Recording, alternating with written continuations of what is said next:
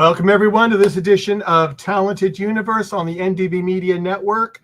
It is the 25th day of August, 2025. August is almost over. And hopefully the heat in most of the United States is going to be over, too. But we shall see. We shall see. I'd first like to, first I'm going to turn on my light because I forgot to do that. I was having too many problems. Marcia, how are you doing today? I'm doing great. I'm here in Northeast Florida, inside where it's nice and cool and ready to chat. There you go.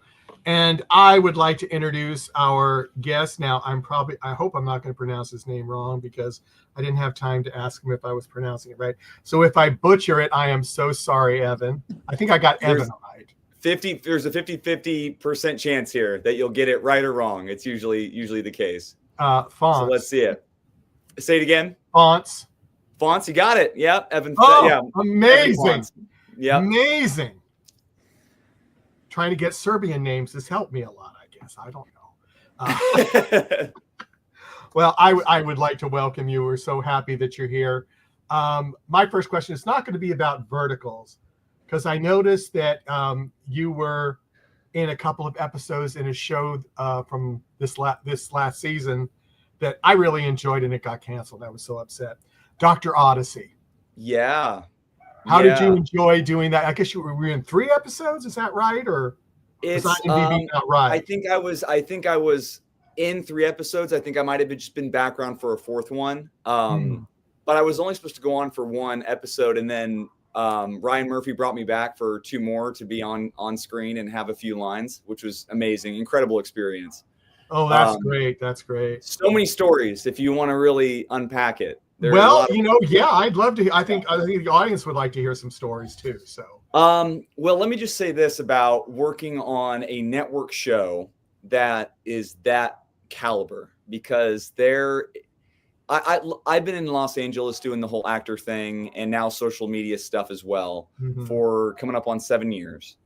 And that was my first. It was just a normal self-tape on one of the actor websites. Oh, really? And they didn't really. You didn't really know too, because they don't, when they send out these auditions, they're not allowed to tell you all the information about it. Yeah. So I see it and I go, okay, I see the role name for the lifeguard. And I go, oh, okay, so I do the audition and thinking it's not something that's crazy big. And I get it. And then, all of a sudden they start to give away the information about. After they say you got it, right? Or... Yes. I book it and then they go, oh yeah, by the way, this is for ABC. And I go, okay, so it's a little bit bigger. Okay. The showrunner is Ryan Murphy. It's like, and I learned that like the day before I was supposed to be on set. Oh. So when that hits you and you go to one of these sets, it's unlike any other type of thing that you'll experience as an actor in LA, because you go from a budget for most things that are under $1 million. That's being generous. To now you're on a $50 million set. And the amount of money and the level that you just see it's incredible. But the pressure's on. And it was, if we have some time, I'll tell you the story. I'll try and be concise with it. But I had my one line in episode 1. Where this guy gets kicked in the throat. He's drowning. I pull him up onto the that was you. Okay, that was me. Yeah. Okay, now I get it. It's been a while since I've seen it. So yeah, I got my first line in episode 1, and I get to set just knowing that, oh my God, like Ryan Murphy was there. I meet him. You would never. Here's what's so crazy about Ryan Murphy.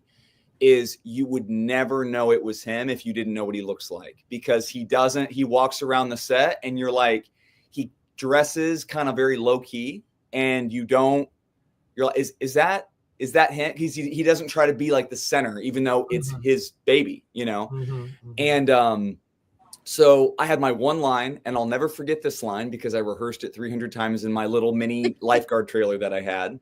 The line was, Tristan comes up. He asked me what happened. Tell me what happened. I said, I told her to wait one at a time, but she jumped in right after him. That's my line. And I over rehearsed it. I was so nervous because not only was it was a 400-person crew, and it's the main cast. I'm circled by everybody, like everybody, 4 people. And they come over, we do our first take. Tristan says his line to me. It's a wide shot. And he goes, "Tell me what happened."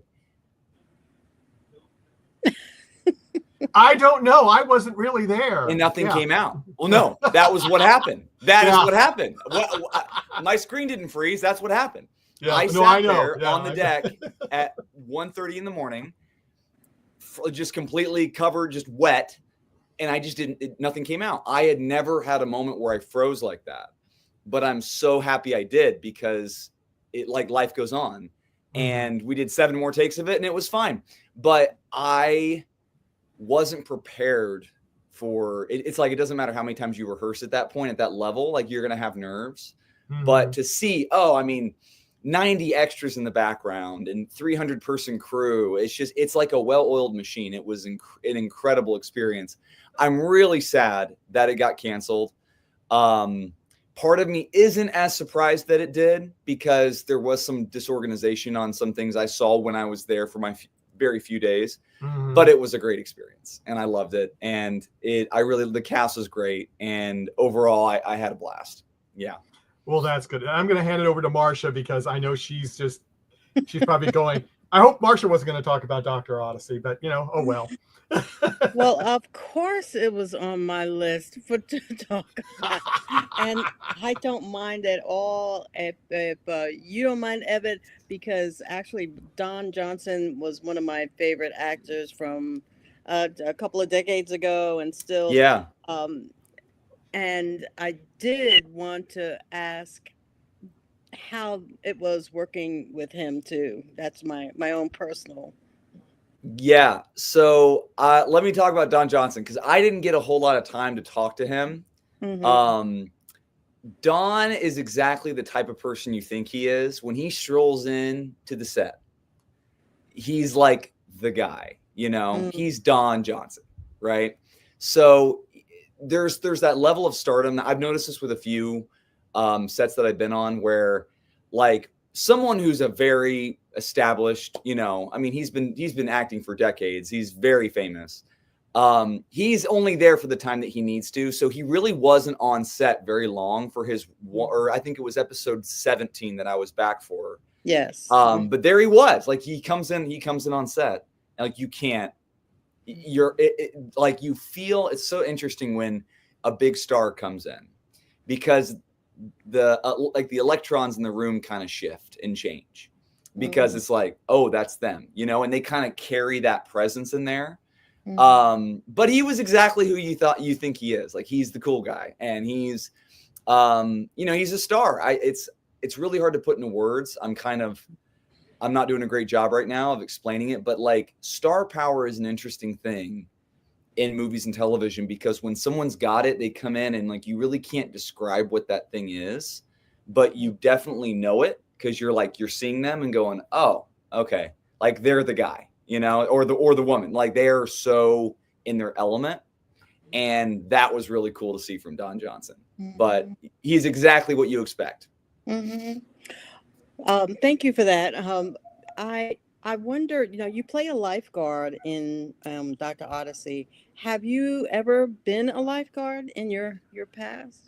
I did, yeah. In high school for 2 summers, I was a lifeguard. It was only for a couple weeks, but I did have some experience, and all the training and everything. So it was nice having that background before getting the job. But I don't think it was a prerequisite, which was interesting. But yeah, I did for a couple summers. That is really interesting. And you've had other experiences in your past, which Michael also knows I'm going to ask you about, which is your football life. Yeah. Back in different. So now, you were actually born in Indianapolis. Is that I was. Right? That's right. And then you spent some time in Florida. Now, where in Florida were you? All my family and I have lived all over the country. It's going to be staggering and kind of hard to believe when I say it, how many times we moved growing up. 26 times before I graduated high school. Wow. Everyone immediately asks after that, is it military? It's not military. I just call it a lot of living because it's a long story, but it's a lot of different things. A lot of great, a lot of not so great. But Indiana was home. And we bounced from Indiana down to Florida a few times. So I lived in Orlando, Fort Myers, and we really kind of shifted from those two cities back to Indianapolis because all the family is up in Indianapolis, grandparents, aunts and uncles. So, and then out to Arizona for a little bit when Kyle and I, my older brother Kyle, we started high school and we went out to Phoenix and that area, the Glendale, Arizona, Scottsdale area. So when how did your interest in football, how did that start? So it's an interesting story because it's weird to think back. I just turned 30 this year and I look back on when I was playing football, high school and college, and it feels like a totally different life because it's so different. And yet it's not so different from what I do in Hollywood. I was in high school. I was a swimmer. I was an all-state swimmer. And I really loved swimming. I was a natural in the pool, but it was really lonely because I was competing a couple of years ahead of myself. So I was kind of training by myself and I really started to dislike that. And I saw my brother one practice with his teammates and he was just the camaraderie and how much fun they were having during one practice. I just went, I want to be a part of a team sport, except I hated hitting. I could not, I was so scared to hit because I'd never been a contact sport kind of kid. But I got over that really quick and I went through high school and just had a really, really intense work ethic because my dad kind of trained that into me because my older brother, Kyle, he was such a talent. He was so gifted at everything he did. He didn't have to really work very hard because he was just so good. I didn't get those genes. I never really had that talent to start, but I had a very rigorous work ethic. And that propelled me to get a scholarship out of high school. There's a whole other story to that, but basically the coaching staff got fired from that school. It was Western Michigan. Walked on at Ball State in Muncie, Indiana. That's another Division I program. Didn't work out there. It just wasn't I got injured and it's weird. I haven't talked about this in so long. There's so many sub stories to this journey. Yeah. But then I went junior college. I trained a lot during that summer after my freshman year. I went to junior college and that's when things started to happen for me with football. Cause I came out of my junior college that was in Glendale, Arizona. And I was the 6th tight end in the country. And that's when I was able to have my cream of the crop in terms of schools and D1 schools to choose from. And I chose Nevada up in Reno because I loved Lake Tahoe. And I thought that was one of the most beautiful places I've ever seen in my life. And that's what made me, surprisingly, Lake Tahoe is what made me choose which school I wanted to play football at. And I was up there for 3 years. I played tight end and outside linebacker. And I was injured. The thing about football, I loved just the competitiveness about it, but I think I stood out because I worked really hard, but I was always anxious playing it. I just knew how to work really hard, but I was hurt all the time. That was my problem with football is I was constantly injured because I didn't know how to take a day off from working out. And I look back and it's my biggest regret playing football is I wish I could have taken a day off. And it's a whole, do you guys want to hear the whole story of just like from to LA or you guys please stop me because I can just go and rant. Please stop me. If you have any questions about that with football in college and stuff or my experience with it. But yeah, I got my 5th concussion going into my senior year. Wow. And that was the time, this was back in 2017 when all of the studies were coming out with CTE in football players. And that was kind of the timing in my life where I was like, okay, is it time? Is it time to put up the pads, hang them up and try and find something else? And that was one of the best decisions I ever made because when something they don't tell you about playing a college sport, especially at the Division I level, is it's a job. It's a job. Like it's not that much fun. Like unless you love that sport, you're putting in 80 hours a week at least. I mean, it's a full-time job, and no one prepares you for that. And so for the first time, like, I'm sitting here going into my senior year and I go, wait, I can still get my school paid for because I'm medically disqualified, and I can be a student, and I can just be a college student, because I never had that before. I was always playing football. And I was like, oh, this is the easiest decision of my life. Like, I'm just going to be a student for my last year and really enjoy it. And I did. It was great. And then I found acting right at the end of when I was about to graduate.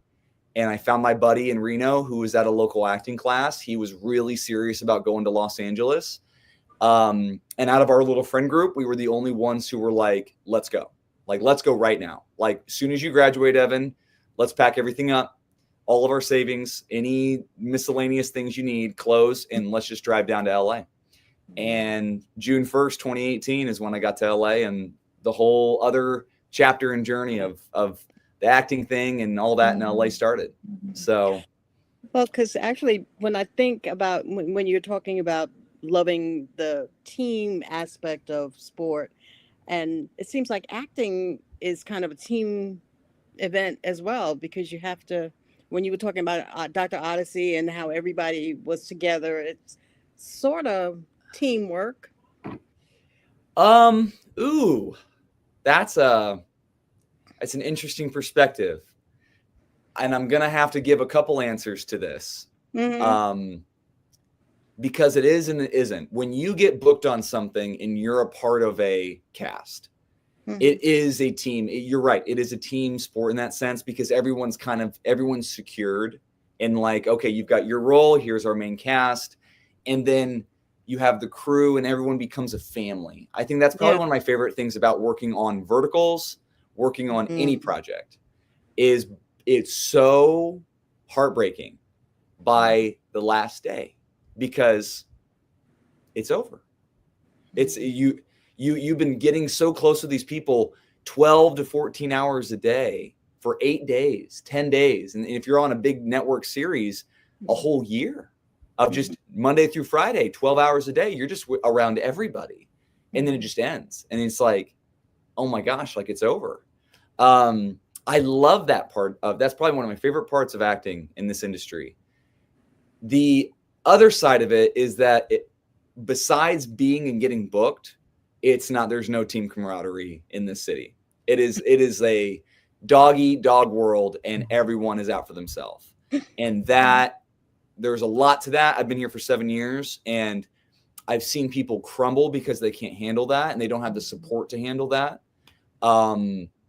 But it's both. It's very much both. But when you're on a set and you're part of a project, it's definitely a team. It's definitely a family. I would say more of a family than I would say team. Like, we're all in it together, but it feels like a family, because as each day goes by, you get to know everybody a little bit more, and you ask questions and you get to know each other. And by the end of it, it feels like a family. Cool. Thank you. Michael, did you want to take? I do have Well, I just had let's go back to the vertical stuff. For at least about 3 minutes or whatever. Sure. I usually ask this question to people, and everybody gives me a different answer. Okay. So I'm looking forward to saying what you say. When you booked your first vertical and you got back home, and your friends ask you, so what did you do? And you said, I was on a vertical, and they gave you that funny look. How did you explain to them what a vertical drama or production was? Oh, that's a great question. And I see what you mean, Michael, by everyone has a different answer. Everybody's got a different answer. Everybody. I totally get that. My family, I talk to my grandma. I'm like so close with my dad's mom, my grandma. I call her my grandma Finn. She has no idea. She's never watched one. She has no idea what it is. But when I talk to my friends about it, because I got in really early it was about 16 months ago in the vertical space, right before they started to take off. And I remember, because I had roommates here in the same apartment. I'm just living here alone now, but I had 2 roommates. I was actually living in this room, in the living room. And I I remember coming back and they were a little confused. They just like, what's a vertical? You know, because that's such a new term still, vertical. Yeah. It's just starting to get a lot more like household name type of thing when someone says vertical, because now it's going international. There's verticals in every country now. They were so confused because they're like, what do you mean? And I go, well, how do you describe it? It's a soap opera for your phone. That's how I say it. It's like, it's a soap opera for your phone, except if the soap opera was just the most insane story, because they're so crazy, but they're so entertaining. I get it. It took me, Michael, like, guys, it took me a while to get on board with verticals, because you read some of these scripts and you read these scenes and like, you guys watch them. Like sometimes the writing is so bad. Like it's like AI wrote it, you know? And then I saw a few of the ones I was in. I don't really watch myself, so I don't go back and try and watch the ones I'm in, but I saw a few clips of the big scenes. And with the music, they put like cheesy music in sometimes, and like they do the zoom ins and stuff. And I'm watching it and I'm so entertained. And I was like, I get it. Like, I understand why these are doing so. It's so like, it's really hard to put down and not watch, because they are just so entertaining. I have a lot of theories on verticals, where they're going, because I just wrapped my 18th one or 17th one. I'm about to shoot another one here in a few days. I think this is going to take over everything, if it isn't already, because they're just getting so big. And now these companies like Drama Box and Good Shorts, they're making so much money now. I really think they're the future for, like, at least on phones and social media and all that, for entertainment for people who everyone has a phone now. I think it's the next big thing for sure. And it's been interesting. I mean, when I first saw my first one was October of last year. Oh yeah. Okay. I did not know what the world this thing was on my phone. And then I did research, and that's when I reached out to the first actor. He had actually done something else that we had been reviewing on our shows, and that grabbed me. So I wrote him and I asked him about that project, and he told me. And then I said, I saw that you were in these vertical things, and I tried to book him and he was too busy. Yeah. And that was October, and ended up he came on the show in February. Oh, wow. I mean, he's really busy. He was really busy. He was telling me he was going to China, and I just went, why are you going to China to do filming? It was just, I was just mesmerized. And then my other co-host that couldn't make it today, I called her and got so excited. I found this new thing, and she goes, I've known that forever. I've been watching them since they came out of China. And I just went, then I figured out that's why I was getting them on my Instagram feed, because she had been watching them, and that's why. And then then I infected Marsha, because she gave me what do you mean vertical? What is a vertical? So I got her hooked. So, that's like, and it hooks you. I mean, it does. I mean, if something grabs you in one, it's like, you got to see the end of it. And then they've got you. Yeah. I am still trying to understand, guys, what exactly it is, but it's really, really hard to explain if you haven't seen, like, try to explain it to someone who's never even heard about them. It's really hard you have to watch them, and then you see them and you go, I have to finish this. And they're really good. Let me tell you, those days, because you have the paywall, right? You have the free episodes for a vertical. That's a hook. Oh, yeah.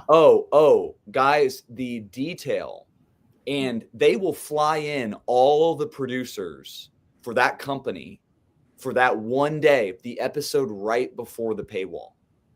Like this last one I did, it was for, I believe it was for Good Shorts.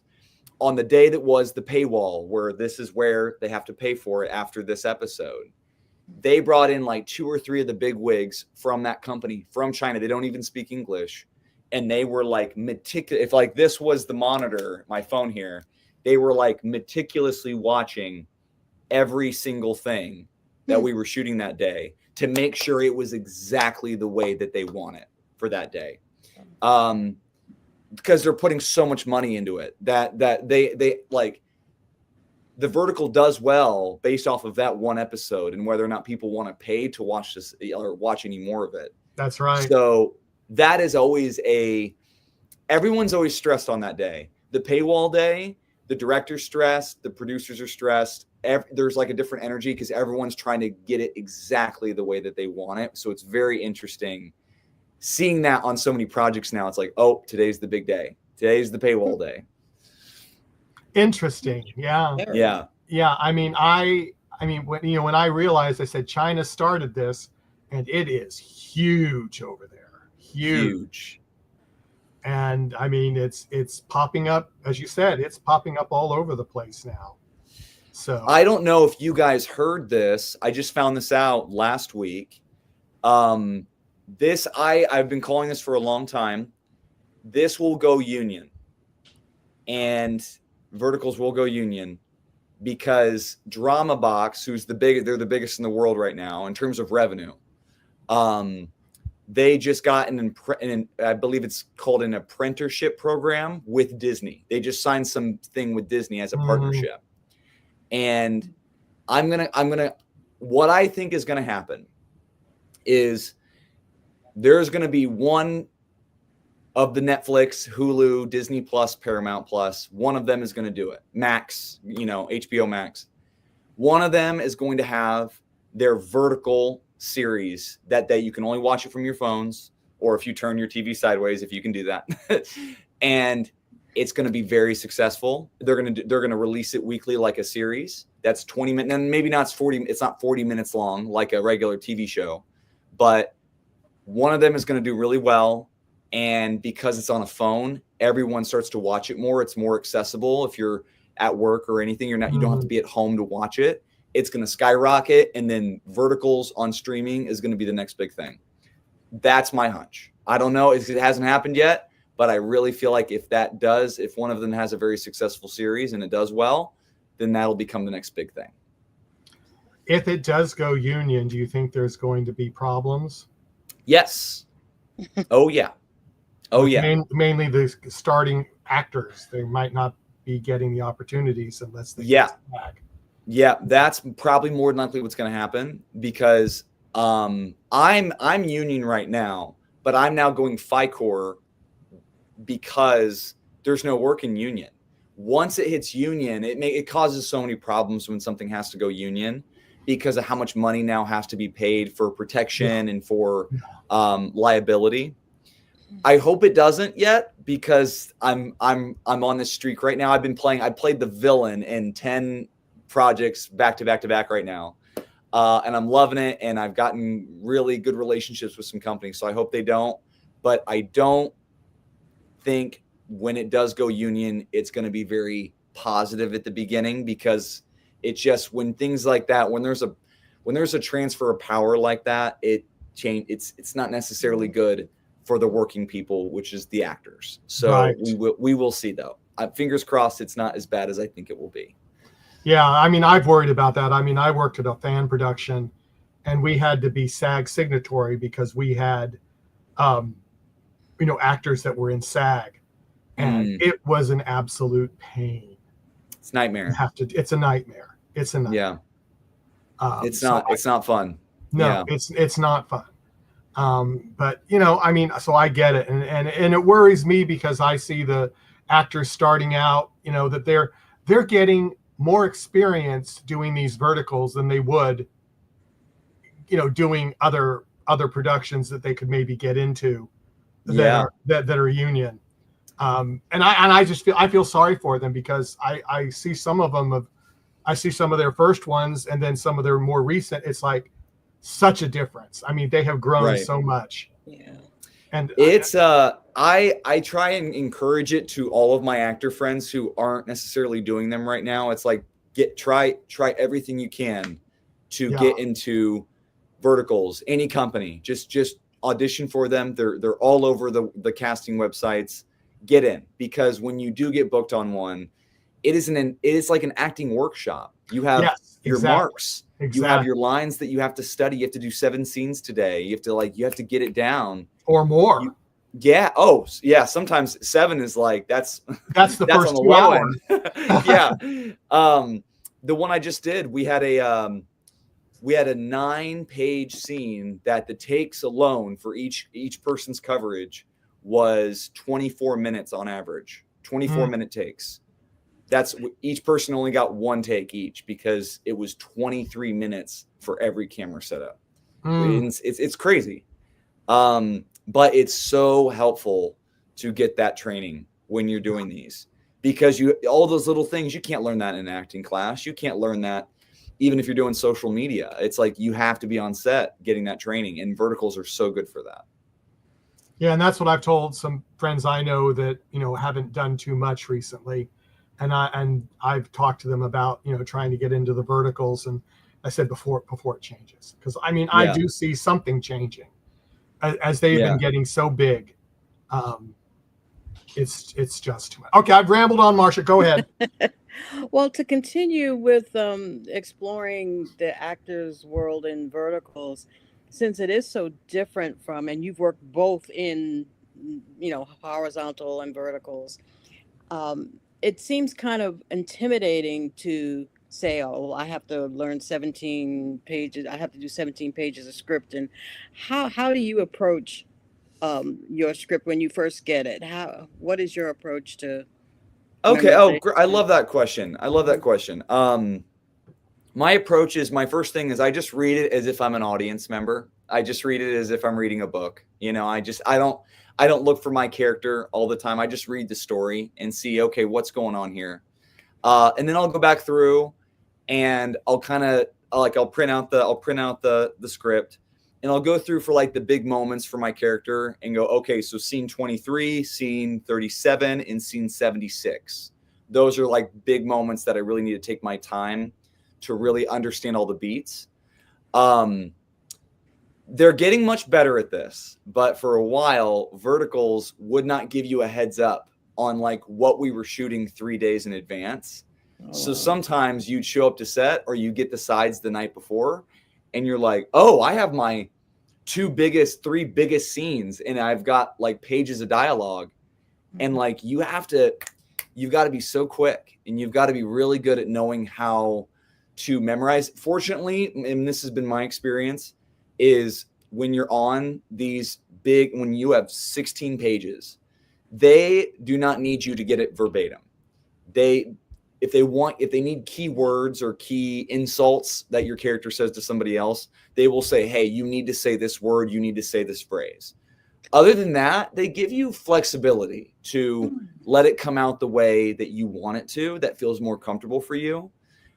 Which is really good, because sometimes you read it and go, oh, I would never say that. Like that doesn't even sound right. That doesn't sound like even a human being would say it that way. So they go, oh, then just change it to what you think would feel better. And then of course you have to ask permission to change it. Usually the writer's there and go, hey, like I just wouldn't say it this way. But I'll admit, when I first started in verticals, with your question of like, when you have like 12 pages, I was stressing, because like, you never want to hold up a set. And if you're not getting your lines and you have 2 pages that you have to get, and they can't cut for you for getting a line, I had a few really embarrassing moments where I wasn't prepared. And like, there's a big scene and we've got 50 people in the room, and here I am, and I keep freezing on this one line.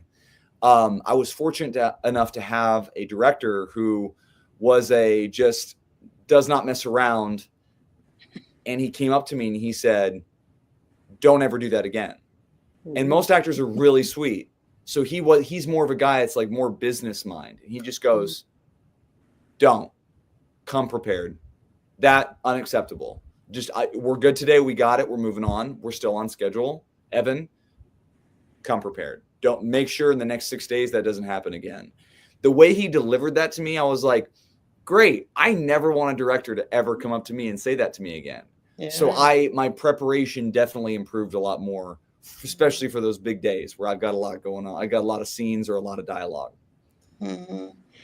And you have a penchant for comedy. I've seen them, and you come across. You're very funny. So where did that come from? Your comedic In love. terms of, because verticals, I'm very, I'm much Well, more the villain right now. So you mean yeah, social I'm media, talking about your social media, and actually TikTok and here Instagram? today I can. Yeah. Okay. So I used to do, I tried doing the serious actor stuff on social media for a while. It doesn't work. I've never seen it work for any. I rarely ever see an actor who's really trying to show how serious and how good they are. Mhm. It never works. So I tried the whole comedy thing for a while, and after a while, my whole thing for a while was I just went, man, I just want to act in front of a camera, and I just want to be good, and I want my videos to do well, but I didn't care about the writing as much. And then when I realized there is no actor without the writing, I shifted that lens and I started putting on the writer hat and I started reading all these books on writing and how to, what are the most important things like rhythm and timing. And I just kind of fell into it. That was the thing, is like, I got really, during COVID, I got really, I wouldn't say obsessed because it's such a negative term, like, feeling with that word. I loved, and I've always loved since TikTok has been a thing, that if something does well, it usually deserves to do well. If something gets 2 million likes or 40 million views versus something that gets 1 million views or something that gets 50,000 views, you can clearly see the difference in value, whether it's a cute puppy or whether it's a guy doing 10 cool facts about space. Like, you can see, oh, this deserves to have 1 million views. This deserves to have 40 million views. Just like when you see verticals on, Drama Box, Yeah. the one that has 200 million views or the one that's got 500,000. Like, you can see, oh, when you watch the opening, there's a clear difference of like, this one's much more entertaining. Mhm. I saw that on TikTok, and there was like a light bulb that went off, and I went, there's a formula here. And I got obsessed with it because I was like, if I can break this formula, then I can touch anything that I make. And because I know what draws attention and I know how to grab people, then anything I do can start to do, like, it'll do well. At least that's it never does. And no one's perfect, but because I fail all the time. I've had 4 duds. I've had 4 videos this week alone that did terrible. But overall, I'm excited because this is now my full-time job, is doing social media content. Yeah. But surprisingly, the comedy, I learned it as I went, because at first I didn't really know what I was doing. And then I get a video that goes viral, and I look up the next day and I go, oh my gosh, it's doing really well. It's at 2 million. I'm like, wow, that's great. I've never had that much attention before on something I made. And then you go through it and you see the comments. What are people saying about it? And over time, I just try different things. Okay, this one I'm going to go with big expressions, and I'm going to be, very Jim Carrey, because on my last video, I saw 1,000 comments that said, oh my gosh, this guy is so, like, I love his Jim Carrey expressions. He's very big and animated. If 1,000 people are saying that, I must be doing something right. So I kind of kept that. I was like, oh, cool. People like it when I do big expressions. Okay. And then I did different topics like girlfriends or relationships, or I did political comedy sometimes. I made fun of Caroline Leavitt, the White House press secretary. And I put a wig on and be a girl, and people loved that. They were like, oh, we love it because I'm a very mannish. If you see my videos, I'm like, Yeah. my wig is literally up on the wall right now. I have it. No, it's like a trophy. It's ridiculous. It's like in the corner, I have all of it. But I tried, me being a man, putting a wig on with lipstick and being very masculine, but looking very feminine. People loved that. They thought that was so funny. So I went, okay, like, I don't have any shame in doing this. Great. I would love to play those characters now, which I did. And I did the whole Sydney Sweeney ad, made fun of her recently. That one is my best video in years. It's close to 20 million views. So it's like, I just like, you learn what people love to see from you. And as you develop whatever it is you do online, me being comedy, I know what people like to see from me. So I just keep bringing those little elements back. And then of course, like any current events, like if there's something that goes on in the world or anything drama, like Ryan Reynolds or Blake Lively, like I'll hop on that and I'll make fun of them. But yeah, that's kind of become my thing. And I'm really fortunate to, like, I pinch myself all the time. Like that this is what I don't have a job. Like it doesn't feel like a job, but it is my job. And I just make content all the time. And it's really cool. There's a quote I saw from you that I really liked, where you said something about finding the magic in you. And that's, and when I hear you talk, I kind of feel that yet you're encourage other people to do that as well.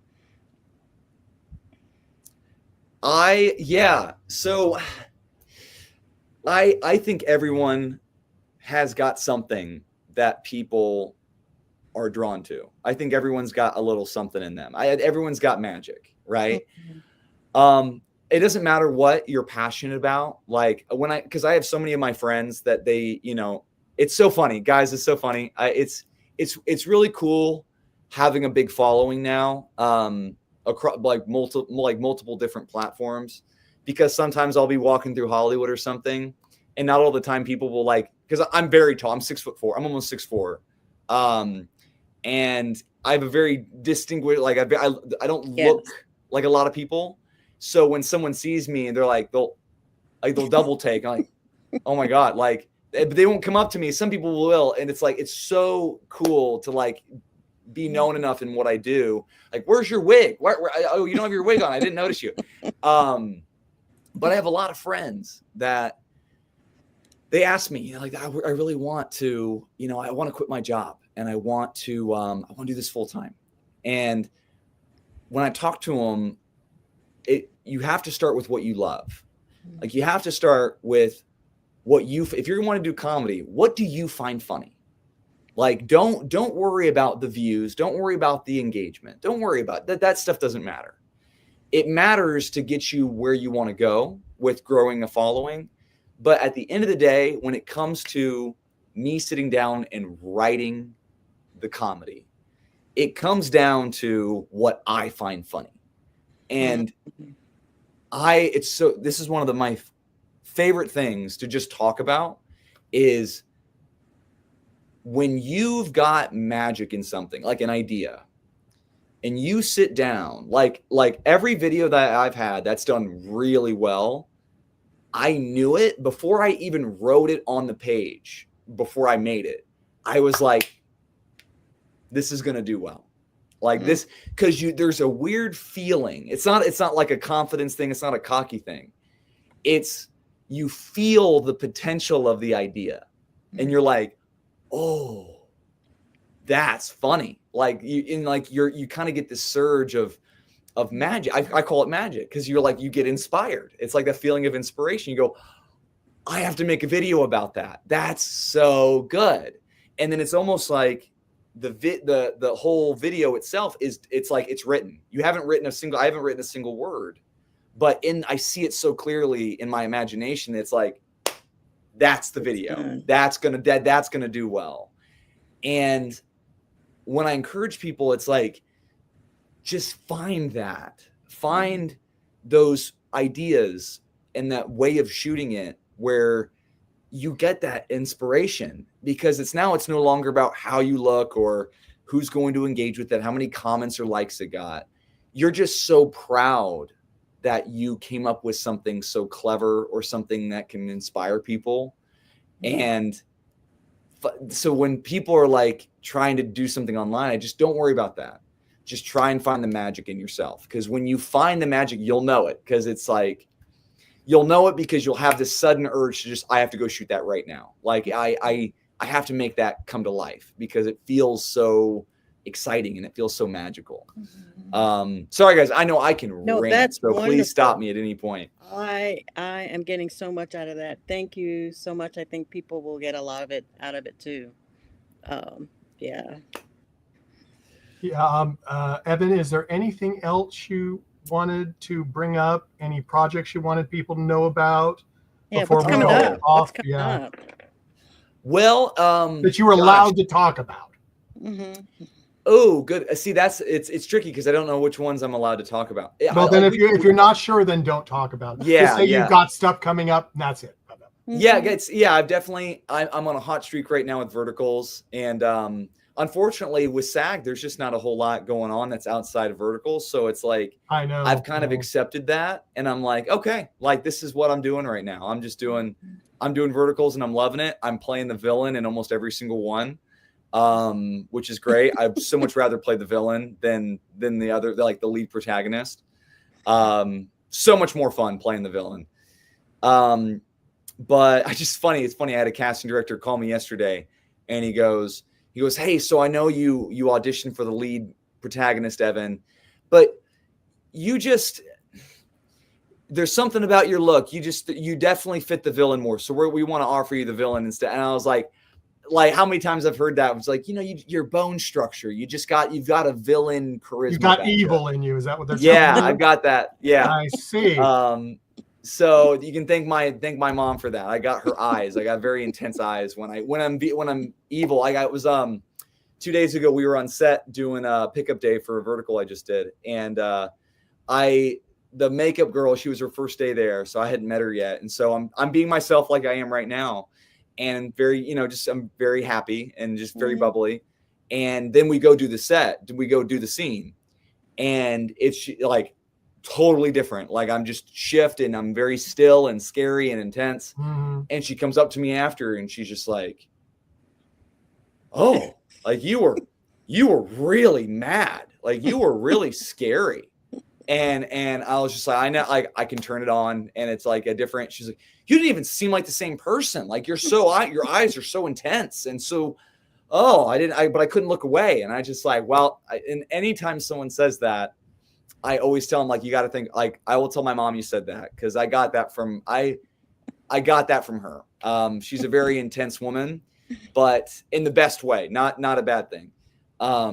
But yeah, that's for one of my favorite things is people are like, "Oh, you're terrifying," People on my social media, they see me being a woman or being goofy and comedic, and they go watch my vertical, and they're like, "Oh, not what I was expecting." Okay, not a comedy thing here. He's terrifying. He's awful. He's a super villain.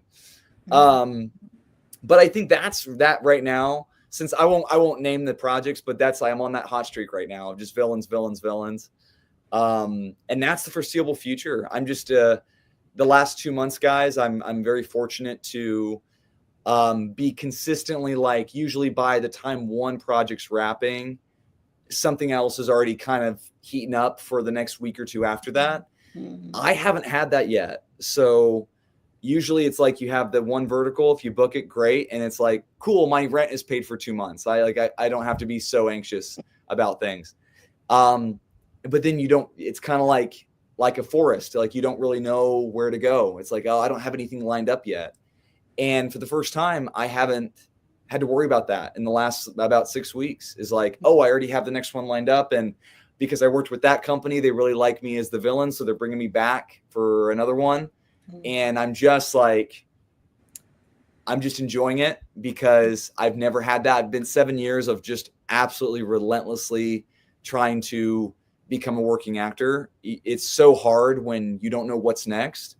So that's been a very wonderful change of pace. And I'm pinching myself all the time because it's like, I know a lot of my buddies that they haven't been on set in months or weeks or whatever, and they would kill to have multiple projects lined up. So that's like, cool. This is the thing right now. Verticals is it.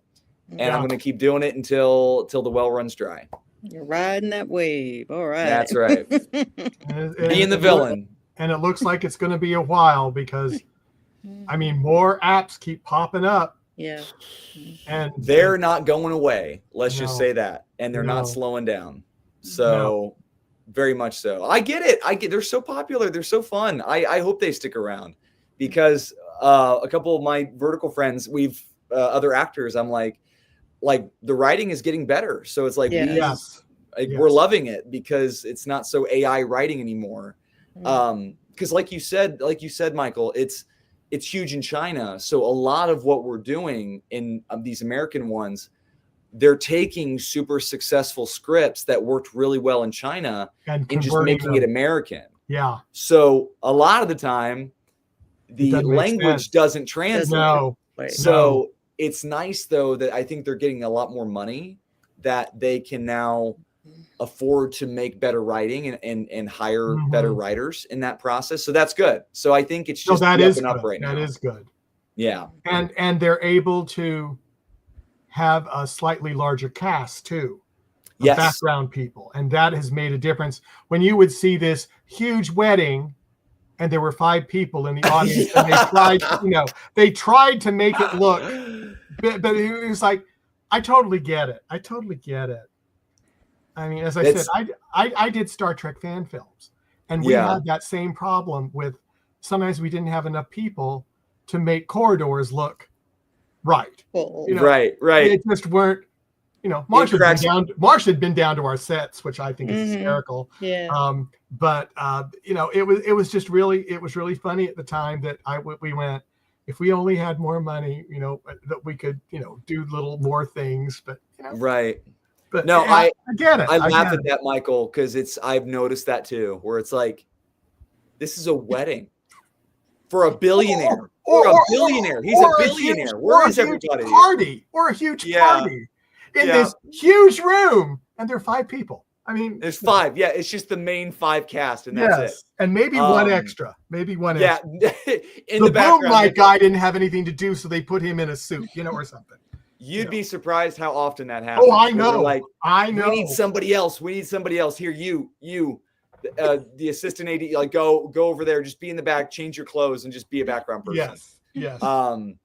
Yeah. It's. I will say though, I am so surprised at the locations they're able to get, because some of these locations in these houses are gorgeous. Oh my gosh, like castles and. Oh man, like mansions, like $20 million. Yeah. It's not just like a, one room. It's like we just booked out this place. It was in Tarzana, just north of Hollywood here. And I had to ask them, like, how much are you guys paying a day to have this? This is a $25 million home. Like, how much are you guys paying? They're like, it was like $6,000 a day just to shoot it for 4 days. So there was 25 grand of the budget was just for this place, but it was amazing. It was like the biggest Hollywood celebrity house you would ever see, nicest. It was incredible. And I'm going, we're shooting a vertical here. Like this is awesome. It's like, this feels like a movie set. And so, the budgets are definitely getting bigger for sure. Which will help in the long run. And more, because I mean, what got me, and this will be my last little statement, then I'm going to let Marcia close it down. But when I was watching them, 75% of every single title of a vertical that I was seeing had the word billionaire in it. Oh yeah. And they were all secret billionaires. And I go, well, they're secret. I didn't know there were that many billionaires around. I mean, hey, What? Well, here's the thing. What sounds better, a millionaire or a billionaire? Well, a zillionaire would be, and I think that's next.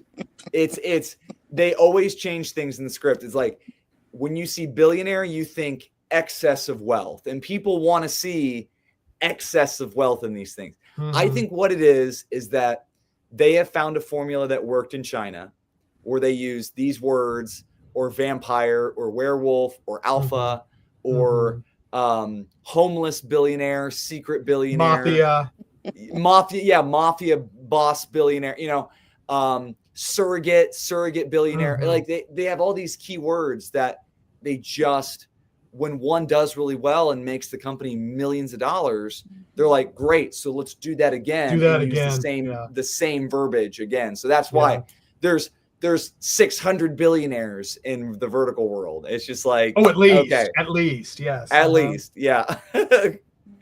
And they're all secret. Nobody knows who they are. Well, that's the whole, that's most of the plots is like, here's this one person that's this billionaire that no one else knows. So like the bad guys are making fun of them or thinking that they're poor. And in the end, it's the big redemption arc. And then all of a sudden, they reveal that they're the Windsor family inheritor, or like the plots are so similar, but I don't know what it is. They're so entertaining. And I totally get why they're so successful.